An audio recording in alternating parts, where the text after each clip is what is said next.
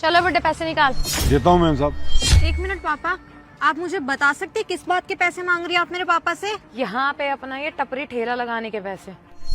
तो ये जगह क्या आपके बाप की है जो मेरे पापा आपको पैसे दें? पहले तो ना लड़की तो तमीज से बात कर, समझ में आया? और जब तक हम यहाँ पे है ना तब तक तेरा बाप यहाँ दुकान लगा रहा है। जिस दिन हमसे जुबान चलाई या पैसे देने बंद करे तोड़ ताड़ के दुकान अंदर करवा देंगे, समझ में आया? अरे दिए बेटा, तू इनसे बहस मत कर। अरे बेटा तू नहीं जानती ये लोग कौन है। अरे अंकल जी, आपकी बेटी बिल्कुल सही कह रही है। हमें भी तो पता लगे ये लोग हैं कौन जो ऐसे पैसे मांगने आ रहे हैं। अरे आपके हक के पैसे कमा रहे हो आप, इन लोगों को ऐसे थोड़ी पैसे दे देंगे। ये लोग कोई एमसीडी से थोड़ी हैं। एमसीडी से हो तुम लोग? एमसीडी से ही है हम। और ये बुड्ढा अगर पैसे नहीं देगा ना तो इसकी दुकान सामान समेत भरवा दूंगी ट्रक के अंदर और उठा के ले जाएंगे। फिर देखूंगी कैसे गुजारा चलाएगा ये अपना। अंकल, आपने एमसीडी से लाइसेंस लिया हुआ है? आप पैसे देते हो एमसीडी वालों को? हाँ देता हूँ। फिर तो आपका मतलब ही नहीं बनता इन लोगों को पैसे देने का। अरे जाइए यहाँ से, निकले, कोई पैसा नहीं मिलेगा आप लोगों को। अबे ओए तू है कौन बे? हैं? प्रधानमंत्री है कहीं का जो बीच में बोल रहा है? हमें हमारा काम करने थे, समझ में आया? और वैसे भी इस बुड्ढे से पूछ ले कि इसका लाइसेंस कैसे बना है। अरे ऊपर तक रिश्वत खिलाई है तब बना है, यूं ही पैसे लेने नहीं आते इससे हम। गिड़गिड़ाता रहता था बुड्ढा, उम्र हो गई है, काम नहीं कर पाता। तब जाके रेडी लगवाई हमने। आराम से यहाँ खड़ा होके मेरे बदौलत काम तो कर रहा है, ना मजदूरी कर रहा होता 80 साल की उम्र में। मेरी दुकान है पास में ही सब्जी की, चाय पीने का मन था तो आ गया अंकल की दुकान पे चाय पीने के लिए। अच्छा, तू खुद ठेला लगाता है और यहाँ के बहसबाजी कर रहा है जैसे कहीं का शहंशाह हो। अरे अपनी लिमिट में रह के बात कर, अगर ऐसा ना हो उस बुड्ढे से पहले तेरी दुकान उठवा दूं मैं। अरे मैं नहीं देने वाला आपको 1 रुपया भी, क्योंकि मुझे पता है आप लोग फ्रॉड है। और वैसे भी मेरी दुकान तो पक्की दुकान है खुद की, कोई एमसीडी का लाइसेंस लेके नहीं बनाई है मैंने दुकान जो आप लोगों को पैसे दूंगा। मेरी दुकान को कोई हाथ भी नहीं लगा सकता ऐसे। हाँ पापा बिल्कुल सही कह रहे हैं भैया, आपको कोई जरूरत नहीं है इन लोगों को पैसे देने की। अरे मैडम जी ये दोनों पागल है, आप इनकी बातों में मत आए। मैं आपको भी पैसे देता हूँ। बुड्ढे तू पैसे निकाल और अगली बार से ना अपने चेले चपाटों को ना यहाँ से भगा दियो, नहीं तो सच में तेरी दुकान उठवा दूंगी बिना मतलब के। शक्ल क्या देख रहा है, पैसे निकाल। अरे रुक बेटा, मैडम जी मैं दे रहा हूँ पैसे, 1 मिनट लीजिए। चौंच चला रहा साला। पकड़। और तू चाहे तेरी कच्ची दुकान हो या पक्की, 2 मिनट नहीं लगेंगे मेरे को तेरी दुकान उठवाने में, तब देखूंगी कितना मुंह चलता है। बड़ा आया ठेली ठपारी लगाएगा और बहस करेगा हमारे जैसे लोगों से, फटीचर कहीं का। अच्छा अंकल जी, ये दुकान मेरी नहीं है और ना बताता इन लोगों को। और वैसे भी आपकी बेटी ना बिल्कुल ठीक कह रही है। आप ना ऐसे लोगों को मुंह लगाते हैं तो आप लोगों को लूटते हैं लोग। अगर आप ऐसे लोगों को मुंह नहीं लगाएंगे ना, ये कुछ नहीं उखाड़ पाएंगे आपका।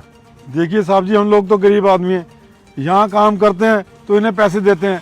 अगर इन्हें हम पैसे नहीं देंगे ना साहब तो ये हमें काम नहीं करने देंगे, हमारी रेडी उठा के ले जाएंगे। साहब हम क्या करें? आपको एक अच्छी सलाह दे रहा हूँ अंकल, अगर आप सही है ना तो इन लोगों से डरने की कोई जरूरत नहीं। इन लोगों की कंप्लेंट करो, और अगर आप गलत हो ना तो ही डरो। जहाँ तक मुझे पता है आप कहीं से भी गलत नहीं हो, तो ऐसे लोगों से ना डरना बंद करो, उनको पैसे देना बंद करो, वरना ना ये ऐसे ही और गरीब लोगों को भी लूटने पहुंच जाते हैं। अब साहब जी इन लोगों से हम बहस करेंगे तो काम कैसे करेंगे? सही बात है, इंसान गरीब होता है ना उसी चीज़ का ये लोग फ़ायदा उठाते हैं। अगर इंसान पढ़ा लिखा हो, नॉलेज हो, तो ऐसे लोग कुछ नहीं कर सकते उसका। अरे हमारा क्या, हम तो इन्हें पैसे देते रहते हैं, अपना काम करते रहते हैं। अब आप बता रहे हैं आपकी पक्की दुकान है, सब्जी की दुकान है, हम ठहरे रोड वाले, हम रोड पे रेडी लगा रहे हैं, हमें तो पैसे देने पड़ेंगे ना।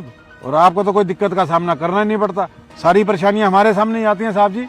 अगर हमने इन्हें पैसे ना दिए ना तो ये ठहरे एमसीडी वाले, ये तो हमारी रेडी उठा के ले जाएंगे। और बेटा तू कह रही थी हम इन्हें पैसे क्यों दे रहे हैं? अगर बेटा हम इन्हें पैसे नहीं देंगे ना तो ये गाड़ी लेके आएंगे, हमारी रेडी उठा के ले जाएंगे और ये सारा सामान भी ले जाएंगे, फिर हम क्या करेंगे? आप चिंता मत कीजिए, इन लोगों को सबक अब मैं सिखाऊंगा। यस सर, आपने बुलाया? हाँ, आप दोनों को बुलाया। ये लीजिए, उठा लीजिए इन्हें। वाओ सर, ये हमारा प्रमोशन लेटर है। रेजिग्नेशन लेटर आप दोनों का टर्मिनेट किया जा रहा है आप दोनों को, इसलिए अपना रेजिग्नेशन लेटर उठाओ और निकलो यहाँ से। क्या सर, ये आप क्या बोल रहे हैं? Resignation letter?